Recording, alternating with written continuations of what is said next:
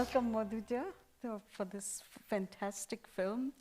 Thank you very much. And I'm really looking forward to the conversation because for those of you who don't know her, I first got to know her as a professor of film studies in Jadavpur University, but she has a multivalent art practice, is a graphic novelist, is an artist, a curator. She's written 3 scripts. Yeah. This is your 3rd script. And directed 2 films. Carnival was an experimental film that she directed in 2012, and this is the 2nd one. So lots of questions, a film that takes us by surprise. So let me first start with asking you how you came to write the story and the script and to name it Deep6. So we have one reference to Deep6 as a nautical term, which means to get rid of something. And the thing that we're getting rid of course, is Osama bin Laden's body, which immediately gives us a date, May 2nd, 2011. But then there's no other reference to Deep6. So can you tell us a little bit about the conception of the story? So the story came to me both as a part of our personal experiences of living through our times, which was marked by, I would say, hopeful kind of a left movement in Bengal. But it is not personal in the sense that these are necessarily, all of them are my own experiences, but a kind of a collective experience that one was trying to narrativize, put it into a structure and create something that is watchable over, let's say, for 2 hours or whatever. So it is that kind of, let's say, things that we experienced both personally and as a larger pool of collective memory. Initially I had called the film Smoking Room. And Smoking Room. Smoking Room, okay. Yeah, so, and everybody asked me that, and in fact everybody in the crew, the lead actor, the lead, both the male and the female, and the cinematographer, the music composer, everybody was more experienced than me in filmmaking. So they all asked me, why Smoking Room? So I said, this is this experience, you know, in the airports where you have this sort of a small room where everybody's smoking and you know it's like a death trap, but you enter into it and you are seduced by it and you willingly sort of lend yourself. It is that kind of a, so the lead character, Mithul, for me was sort of lending herself willingly. Possibly she could have avoided everything at the beginning of the film and you know, we would not have had any film. But that said, that's the story. So Deep6 also came with the idea that something that has been buried in the water, and 6 is a measurement of how low, let's say, the coffin goes. So it is also a kind of a coffin or a buried, something buried, some kind of a secret that you cannot yet let go. It comes from there. I mean, I think one of the most you're talking about this collective experience of, and you really feel the loss, because there are loss of many things, not only personal loss, but the brother dies of dengue in a city known for several epidemics. The grandmother, of course, is a story of loss from partition, and you know, she constantly goes back to what the big Greater Bengal was. So can you talk a little bit about, and then of course, my most favorite moment of loss is when Orko goes to the publisher, and then we have one of the most famous actors of Bengali cinema, Soumitra Chattopadhyay, for a minute. You know, he's the one who gives him advice, and he's talking about a poem. And of course, this actor, sort of an intellectual, a theater thespian, died soon after this film. So can you talk a little bit about loss? Yeah. So first is, of course, there are many losses, and our inability to immediately make meaning of them, to be able to live through that, but possibly it is when you're living through it, it is never easy Yeah. to make meaning of that, to sort of categorize them in different kinds of ways.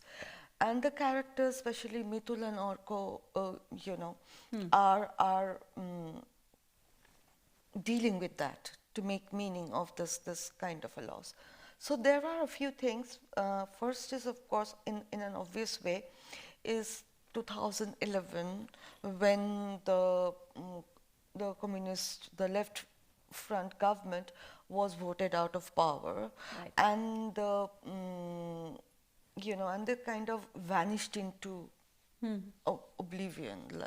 And there were moments when the party could not even hold a small rally, and that they could not bring out any procession on the street, that kind Right. of something that they're famous for. There are so much of documentary evidences in films and so on. But there's something more in the sense that it's a cinematic story. So how do we tell that loss on screen?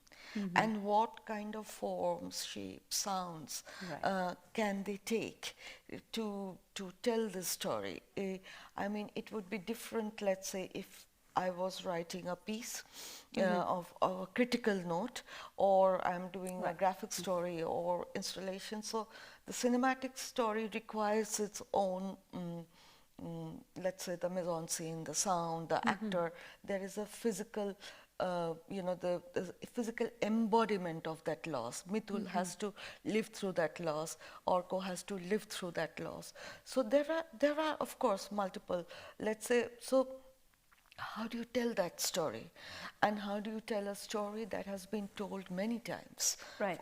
especially of Bangladesh, let's say, Or the Nakshal, or the movement. Nakshal movement? So it is, I would say, both a narration as well as a comment on the kind of, let's say, when you keep repeating yourself and it doesn't seem to hold any meaning, a kind of a uncritical repetition, as it were. So there are a series, in fact, of let's say the cinema hall, where she's sitting alone and watching a film, which we actually ran a celluloid film in the theater. So it's that loss. It is loss of spaces, of places that are gone, of a city that is changing, of people that are going, and of values that does not seem to. I mean, they have a ghostly present, but they don't seem to have teeth. They don't seem to have a real presence. All the ghosts here are quite weak also, like they may speak a lot, they may make a lot of noise, but they're not effective in any way. So that kind of like a trance-like thing. About the figure, the publisher, actually. And in fact, there are more, like Kollan Chatterjee in the scene where he is delivering a kind of a political, that kind of a street corner, what we call a street kind of a gathering. He's addressing, but there isn't anybody, and he's talking about possible revolution and about Cuba, about the unity of the workers, students. And this is Shomo, who Orko meets in the when he goes to the countryside. Yeah, actually, basically, it's his house. It's in the suburb, peri-urban area. So where also Mitul takes a train and goes. So uh, these two figures, one is the actor who plays Shomo, has been a very sort of a important figure in Mrinal Sen's films. Yes. Yeah, and so Kollan Chatterjee was and used in that sense. You know, all of them seem, or Biplab Chatterjee, they all of them seem to. Though ironically, all of them are Chatterjees, but that aside, Biplab Chatterjee, you know, playing so many role, but also playing villain in popular films, but in race films, and that kind of a reason. But Soumitra was special because when I wrote it, so on that day, let's say, Orko, like the scriptwriter, is really assaulting him, you know, in the sense that first he loses his purse, then somebody is walking around, just pushes him, then he goes to his boss's room where he goes regularly and he suddenly vanishes, and the conversation is also uh, a little sort of weird in the sense that he, being a communist, does not believe in ghosts, but he's seen one, so he doesn't know what to do with it. Right. So in that way, so Soumitra seemed to, when I spoke to him, I told him that you are one of the leaders, you know, who was dominating, and when you're gone, you're just gone. There is this absence. And suddenly it really happened, of course, after 13 years now, it seems that there is a strong left movement that is growing. But it is, in 2011, there was like a vacuum. Suddenly everybody vanished into thin air, and the leaders became unwell, they're sick, they were bedridden, and things like that. And I did, in fact, witness what Shammo says, not exactly in that kind of a spot, but actually at a street crossing. And I was in tears because there was traffic, my car had stopped, and this person was like addressing to nobody, and he was delivering a kind of a sort of a repetitive kind of a political slogan. So those were the triggers, those were the collective experiences, and those are the losses, but also loss of love, I would say, because Of course. love and revolution are such important thing when we are students. So that loss of that, you know, that romanticism, that possibility, and that too. So. So in terms of actually the genre, one of the most compelling things about this film was to me how ordinary and substantial the ghosts are. They're sort of sitting and watching TV. You have a flicker of bluish light. You have that odd, uncanny doll that keeps hanging out to dry. So you have elements, but you explicitly don't. You kind of eschew the horror genre for not even a classic ghost story, right? So, and that was to me one of the things that was both uncomfortable and intriguing about the film. And maybe we'll get to melodrama a little later, but can you talk a little bit about, you know, the ghost story bit of this? Yeah, so when it was at the story level, not at the script level, the idea was that Mithul is carrying a lot of dead weight. Yeah. So let's say it does not matter whether they're living or ghosts or whatever, they are as good or as bad as ghosts. Yeah. It is then, you know, when I wrote, I had a very clear kind of idea about the space that one would create. And I literally took the trouble to sort of find a wallpaper, give it to the art team, and then creative space. Of course, it did help to work with a experienced cinematographer and Yes. so on. But because we used really very little light and the of course the digital is created like that so that it can shoot in very low light, but that so we so but at the scripting level one wanted that kind of a that it is a little spooky, little edgy, but it's like uh, mm, that you get a bit of a goosebump, but nothing more. And but I think I am really grateful to the team, because this is easier said than done, because there is an actor, let's say Maya Ghosh. I want to particularly mention her because she's a veteran theatre actor, and Grandmother. she's also done a book, about her life in the Indian People's Theatre Association, and that kind of a movement that she was part of. She too died after the film was, by the time the film was in the festival circuit. So, and so it is interesting though, therefore, when you're working with a certain team. So there were two kinds of team, I would say.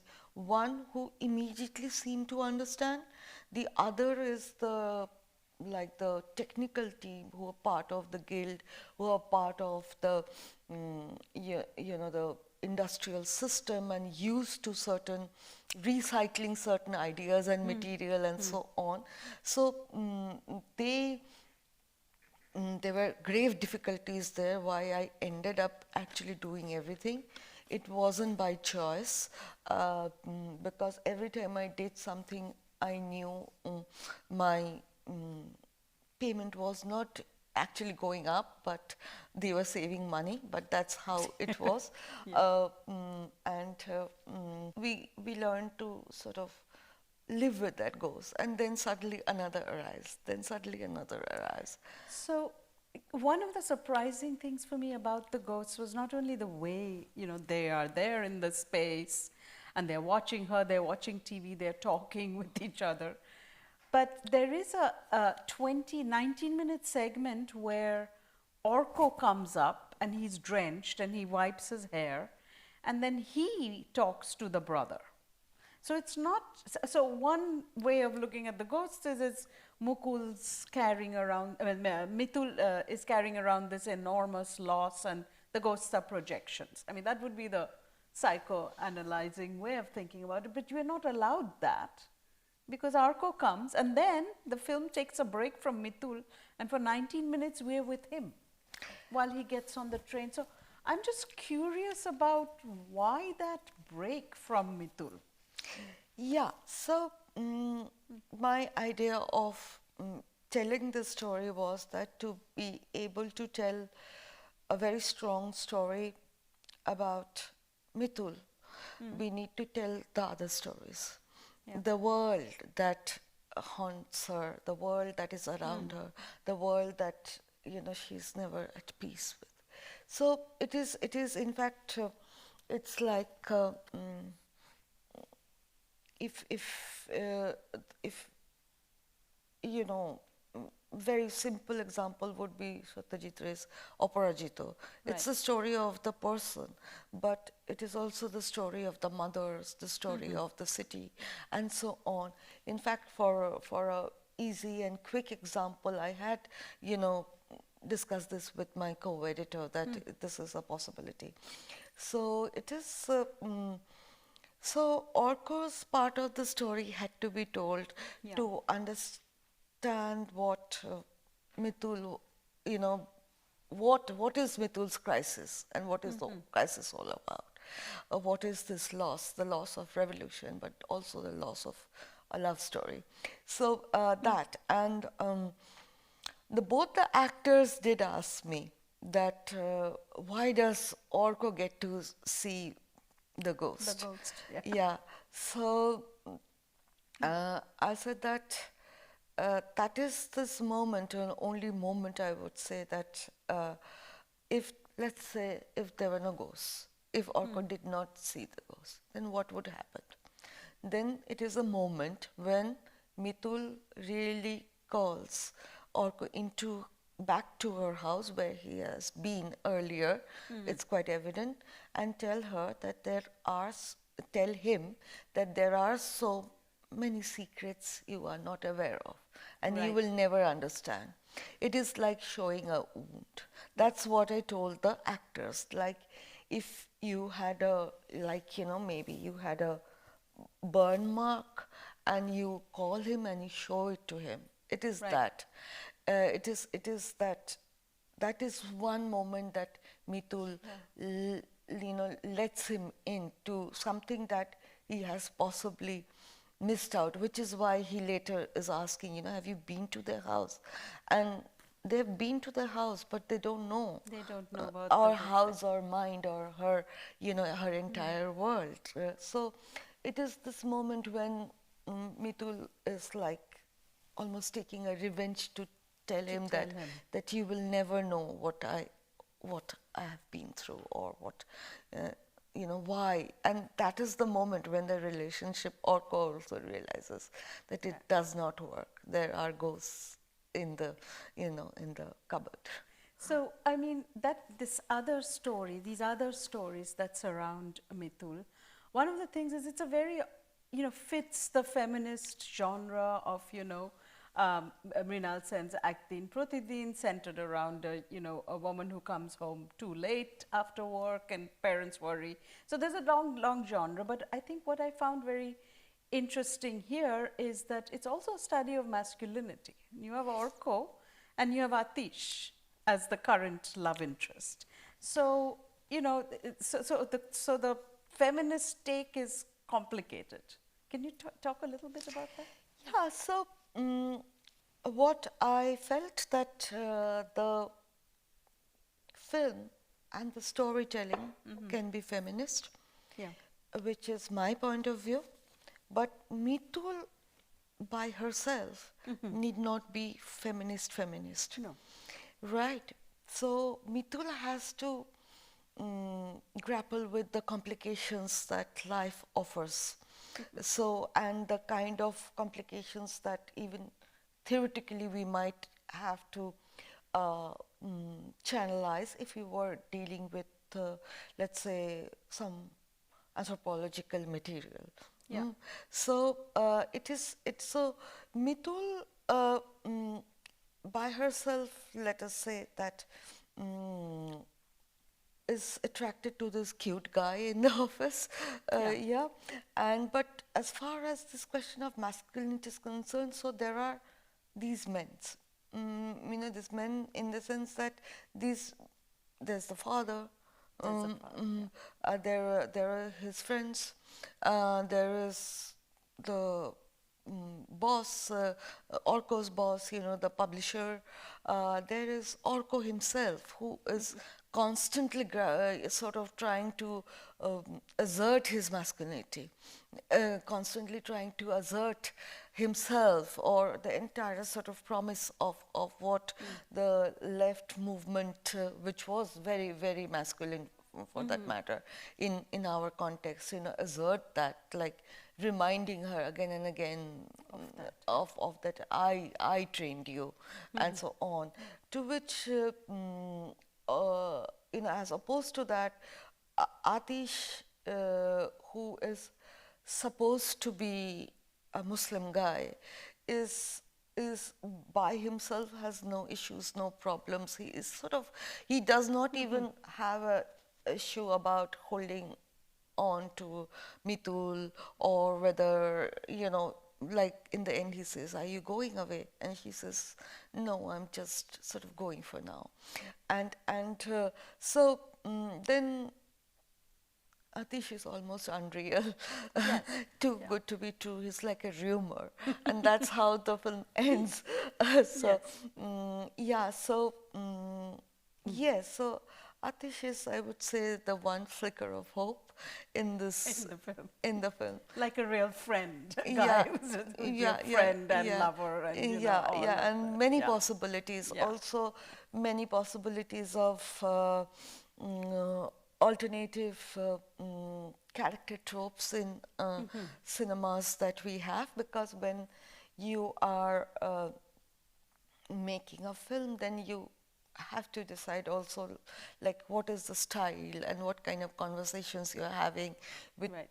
which filmmakers, and where do you locate yourself as a quote As a, unquote yeah. artist. So I hope with that, Atish, because we actually shot in Park Circus area, Yeah. an area that I am quite familiar with because I lived there for, in fact, 17 years.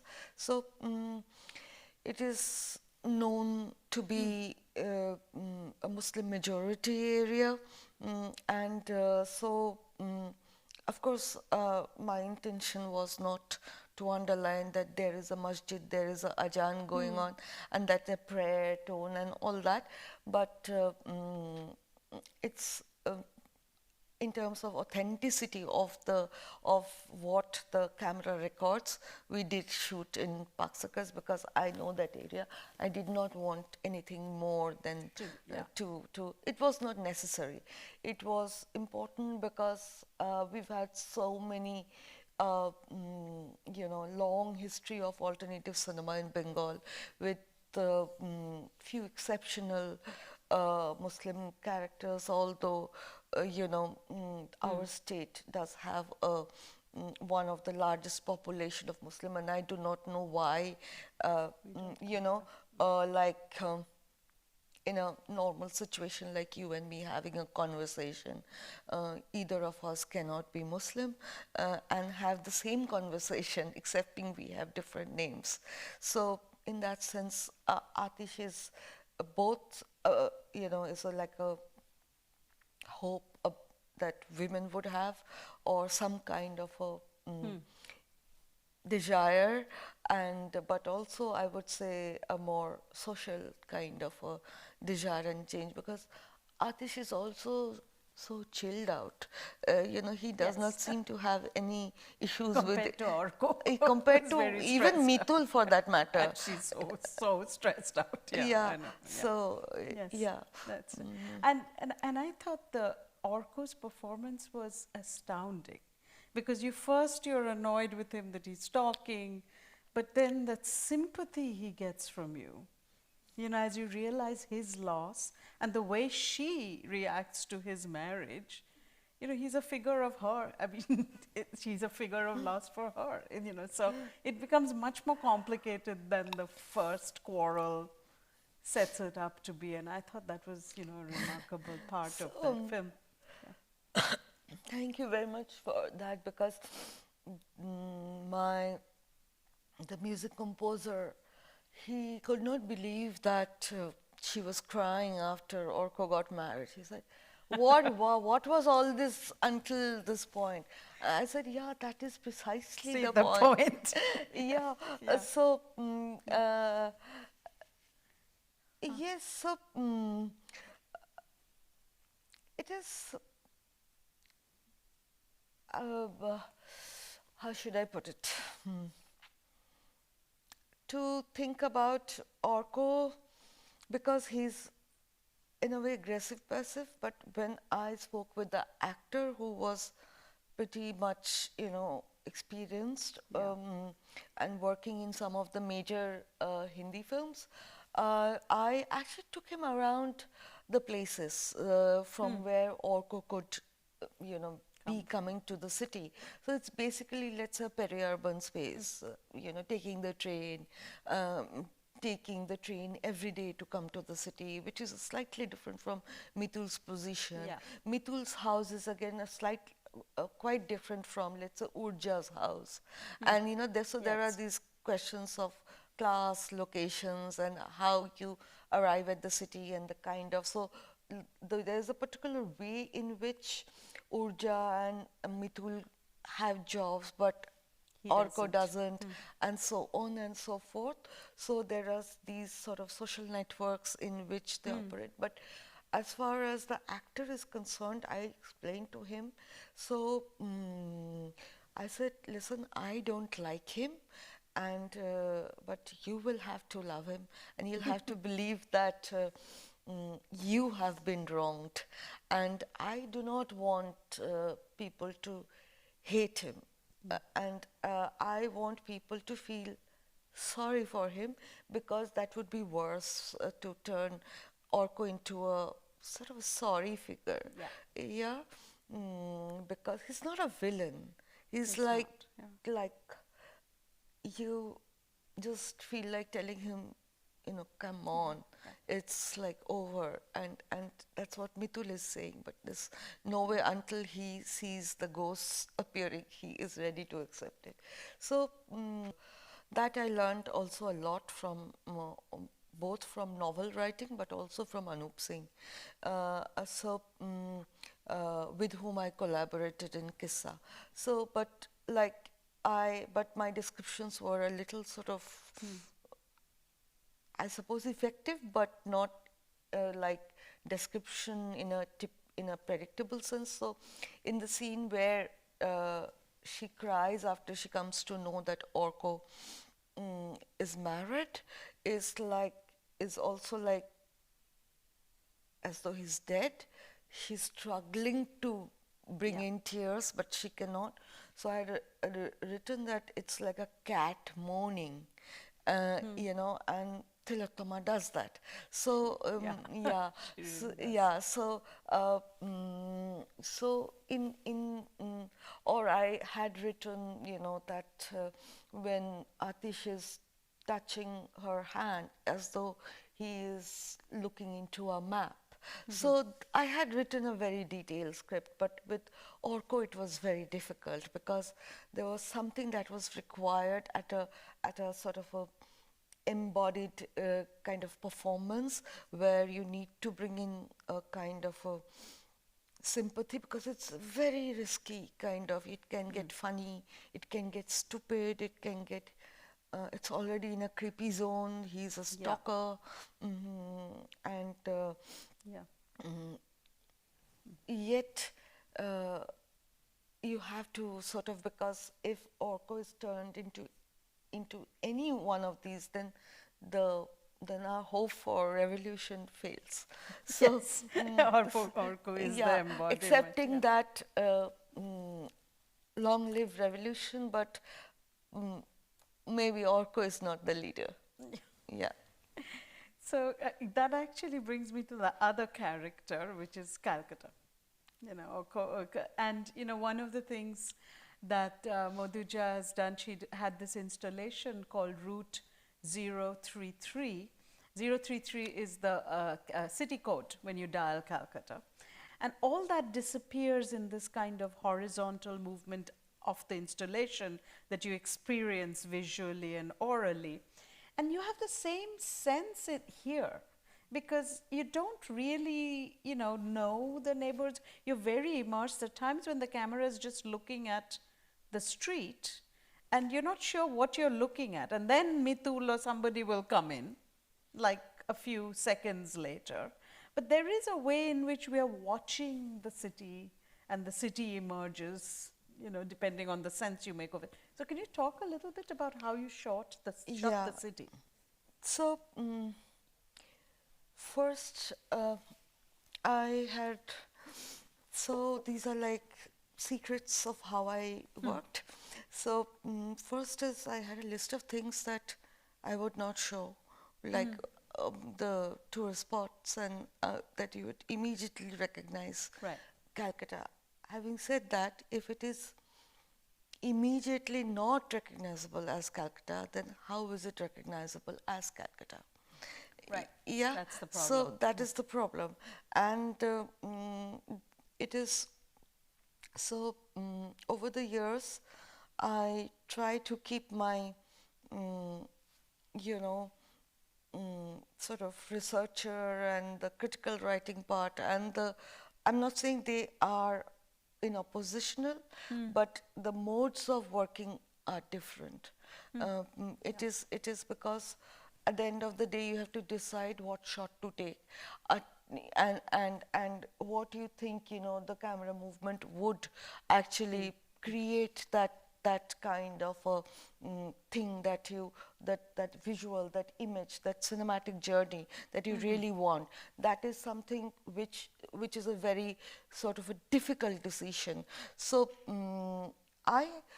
we did a whole lot of, I had a whole lot of list of things which would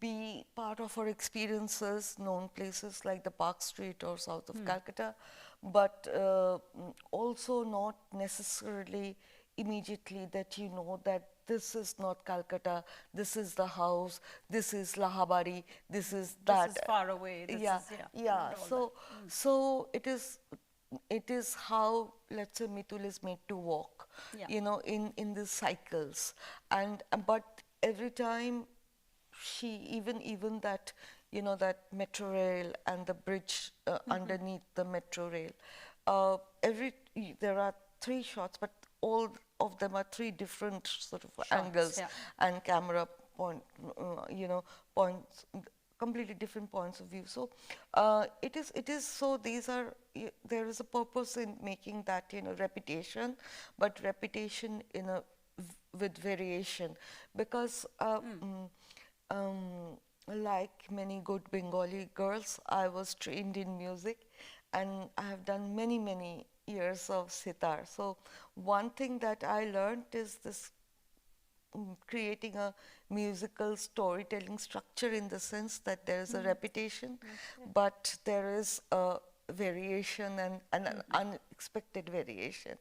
And I try to do that unconsciously. So practically, how is it done?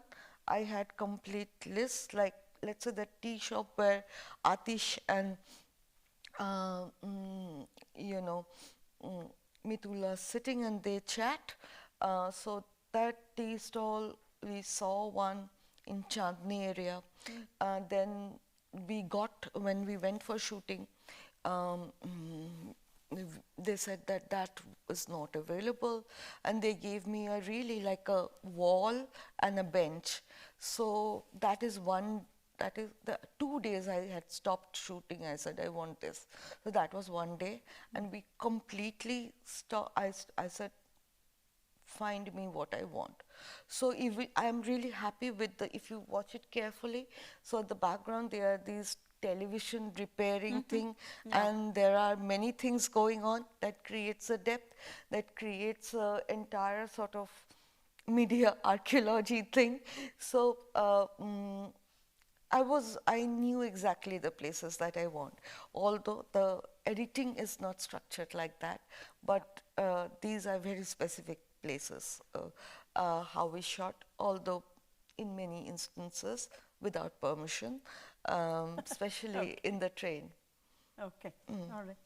I would like to ask about sound now that you've taken us there, because I know you did the sound design, and you know, the most annoying part of the sound were the people in the office who were talking.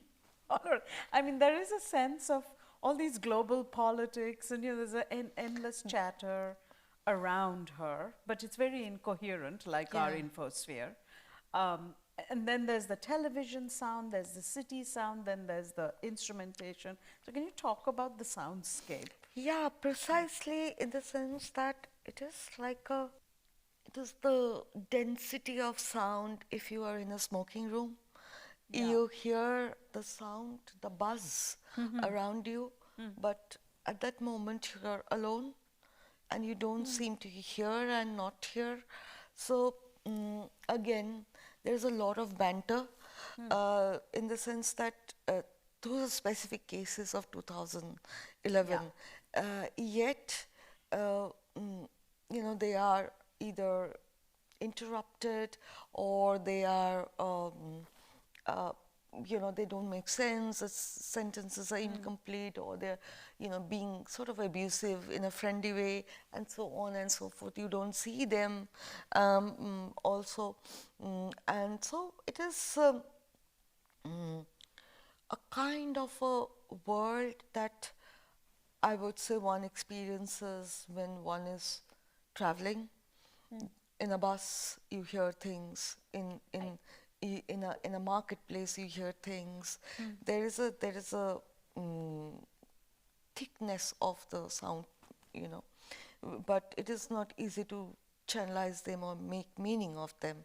So, but I didn't want music. So many of the sound design actually came to my mind because while we were shooting in the location, exactly that was happening. Although obviously it's not the same sound, but a sound that is recreated.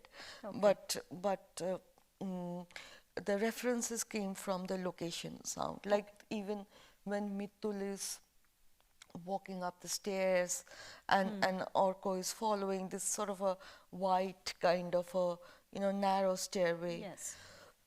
Sorry. So a phone was ringing, Right. and it was really sort of eerie, in that as though someone is calling out, and that became interesting. Or when Shammu was delivering that speech and we were shooting, there was a sports, going around. So And in the background, you could background, hear, yeah, and so I took those as references, and so it is that buzz that is there, that is sometimes deafening, and and it's really thick, but you can't really all the time distinguish them. As opposed to that, the music is a Mitul's personal zone, Right. in a way that is sort of goes rises. There are this sort of, but it comes in a very very odd moments, in the sense that, and that is something that I had long conversation with the music composer, especially this, that she has a big meal after the grandmother dies. Yeah. Yeah, and in a way it's supposed to, perhaps she's supposed to feel free of all her social responsibilities, or what she thinks are keeping her, pulling her back. So, but then of course immediately when Yeah. she enters home, and she's slightly surprised, but perhaps not. So, uh, mm, those come in sort of or in the taxi, there is this one moment where you hear the sound. So there, and towards the end, of course. All right. I think we'll open it up. Yeah. Hey, so first of all, thank you for such a wonderful film and an enriching discussion. There are a couple of shots where you cut to the fish, and the film also ends with that long sort of sequence of fish moving underwater. So, what was on your mind while you were sort of constructing those scenes? Because towards the end of those two disembodied voices chatting, they also were talking about the ecological disaster and the disappearance of Salt Lake, if I remember correctly. Thank you very much. The office sequence was especially difficult because the home sequence, it is mostly night, although they are day, but it is a control environment. It's a house that we found and we set it up, but it's a control environment, let's say. Then one knows that in the night sequence you can make it a little dim and you can work around the spookiness. But in that red and yellow kind of environment with so much of light, how do you work on it? So they don't disrupt actually, because it's a, how should I put it? It is this, while there is only one thing that disrupts her uh, in the offices, because she's as though she's in a zone, is Atish, who is actually whom you actually see. The others you don't see, and with whom she only has conversation, and it seems like the real person. So it was like, that allowed me to create also the office space as slightly off, that not spooky, but also not real in a way. And the sort of the banter, which is the partly to put it into a specific timeline, but also to underline that, let's say we do a lot of banter, but what can be, to ask this question about what is effective fish. I am really fond of fish as a symbol, because, and I don't like eating fish, but it is because of many reasons. It for me has many resonances. One also being, the fish being a symbol of Wajid Ali Shah, and then it being brought to Wajid Ali Shah arriving, sent, exiled to Bengal, and that entire history. So, and then there are other rituals and other things, and that how we eat, all the ritualistic eating of fish and all that. So, those fishes, they appeared also quite creepy as far as, how they move and what you do. So there is a question of environment, especially when we are thinking of the eastern part of Calcutta and the loss of wetlands, but and there's the entire life, which in fact I had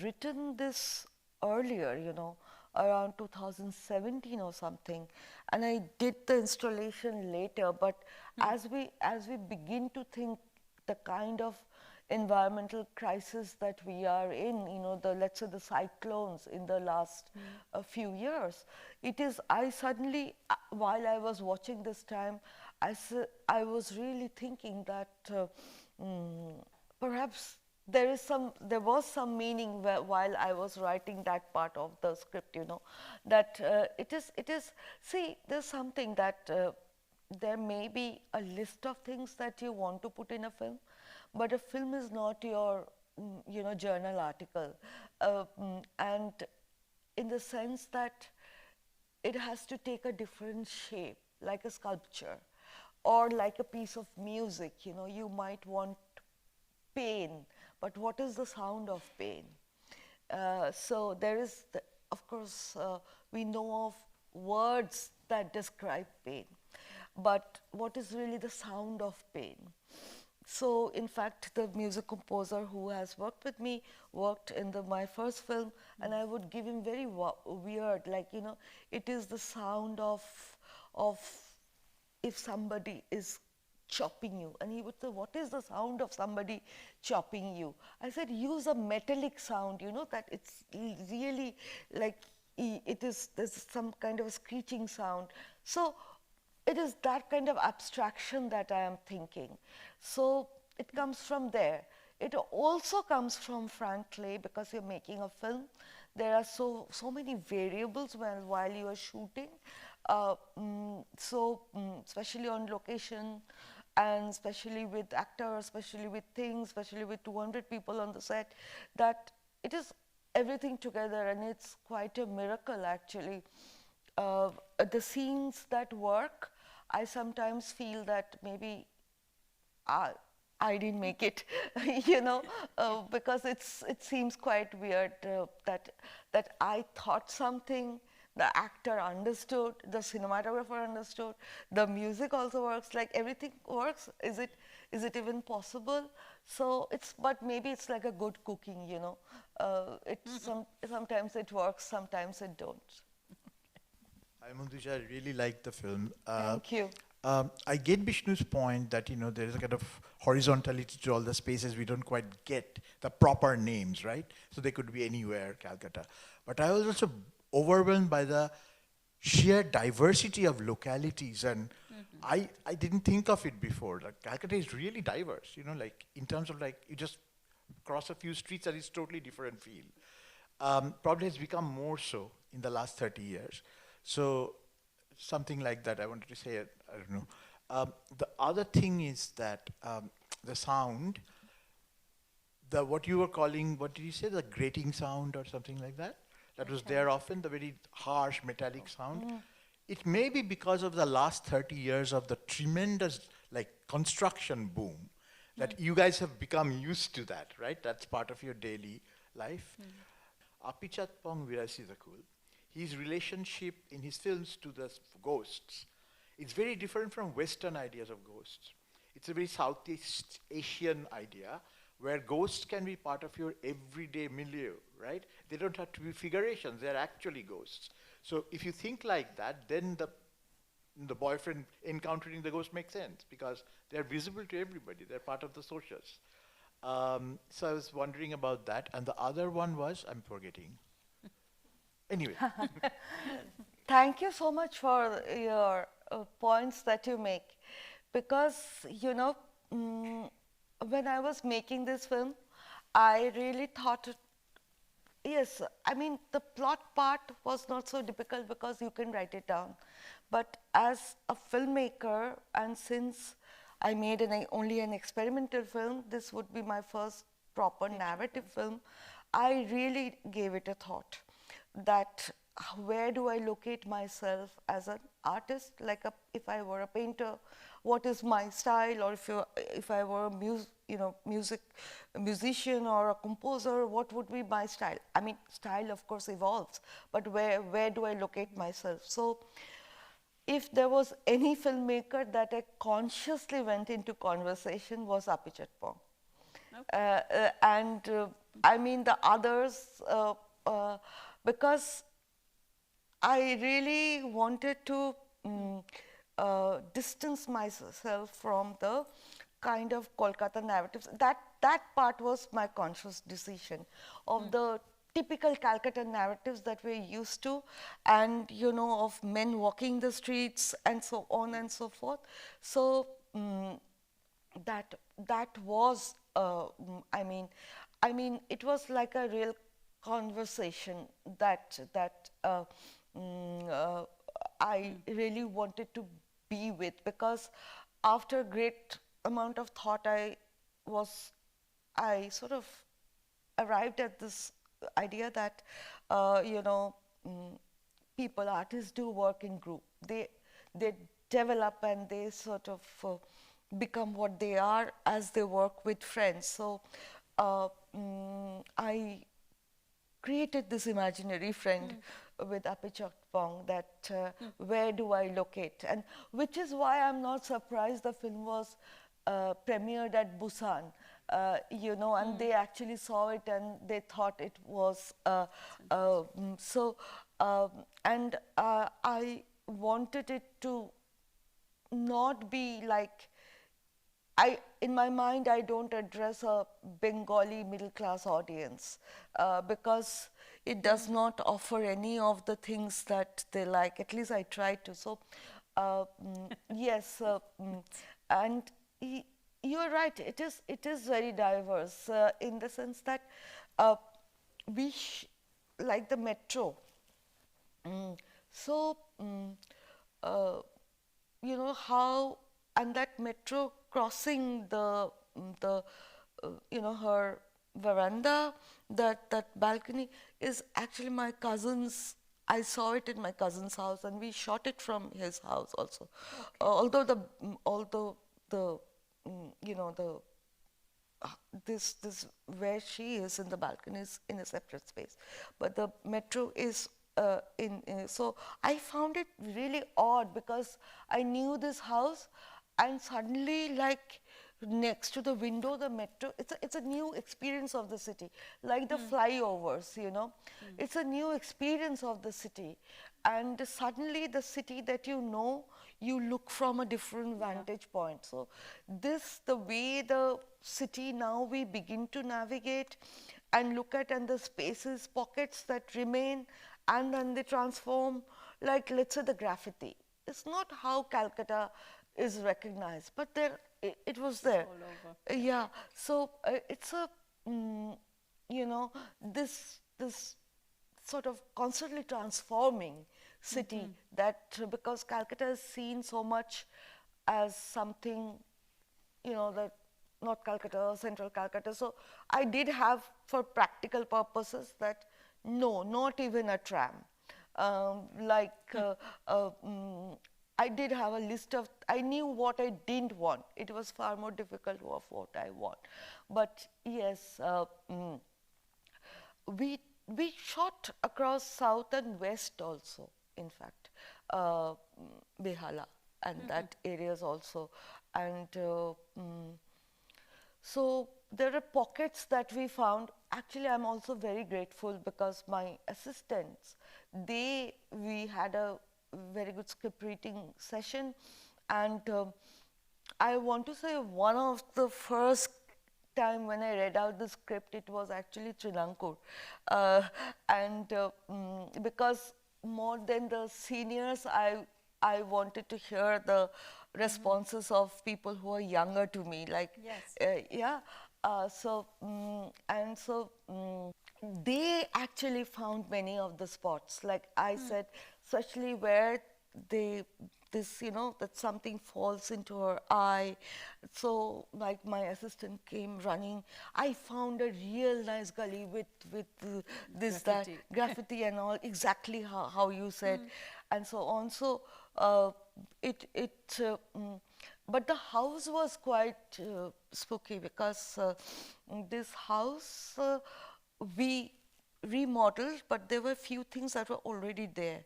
So again, my assistant said, I found a very strange house with a very strange person. So finally we got this house because the person who lived in that house wanted to be a scriptwriter, and he gave us on a discount. Oh, no. Great. So the things that you do to make films. May I follow up with one question that relates to this?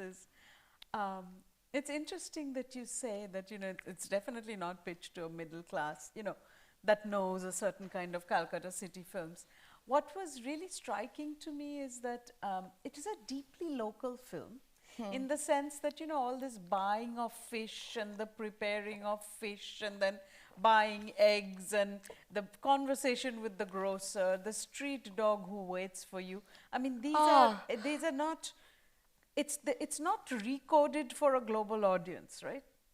There are codes you get and the codes you don't get. So I actually thought, wow, this is also made for a Calcutta audience, right? So my question was, what's your imagined audience for this, and how did you imagine its distribution and release? That may be a very big question, but I don't know. I hope my producers are listening. But for me, I think an audience that is a younger audience who do a lot of piracy, and they are know different kinds of films. There is something that I really felt, that there are a whole lot of things in European films, even in American films, that are very local. Yeah. Right? But we took the trouble to read up, or more recently Google, and to figure out, what it means. What is a Parisian street, let's say. So I thought, I know that there are some secrets that only a certain kind of audience will know. There are some secrets that only I will know.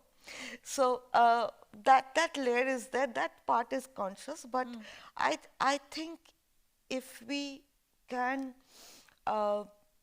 learn to figure all the references in Godard's films, Tarkovsky, Second World War, this, that, then the people in France should also begin to know what our street dogs do. Okay. It's a great invitation to close with. Yes. Well, thank you, Madhuja. The wonderful conversation. Thank you we so all much. have to write about this and research it, in other words. But thank you. Thank you very much. I'm really happy to be here. And thank you so much for the wonderful conversation, everybody.